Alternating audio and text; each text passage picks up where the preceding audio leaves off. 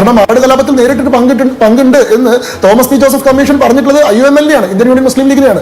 നോക്കൂ, ഇവിടെ CPM മുസ്ലിം ലീഗിനെ നേരിട്ട് ആക്രമിക്കാൻ ധൈര്യമില്ലാത്തതുകൊണ്ട്, അല്ലെങ്കിൽ നാളെ മുസ്ലിം ലീഗ് ഞങ്ങൾക്കൊപ്പം വന്നേക്കുമെന്ന സാഹചര്യത്തെ പൂർണ്ണമായിട്ടും ഒഴിവാക്കാനുള്ള ധൈര്യമില്ലാത്തതുകൊണ്ട് മുസ്ലിം ലീഗിനെ ആക്രമിക്കുന്നതിന് വരും ജമാഅത്തെ ഇസ്ലാമിനെ അടിക്കുകയാണ്. ശരിക്കും അവിടെ അടിക്കാൻ ഉദ്ദേശിക്കുന്നത് ലീഗിനെയാണ്. കാരണം ആട് കലാപത്തിൽ നേരിട്ടിട്ട് പങ്കുണ്ട് എന്ന് തോമസ് പി ജോസഫ് കമ്മീഷൻ പറഞ്ഞിട്ടുള്ളത് IUML ആണ്, ഇന്ത്യൻ യൂണിയൻ മുസ്ലിം ലീഗിനെയാണ്.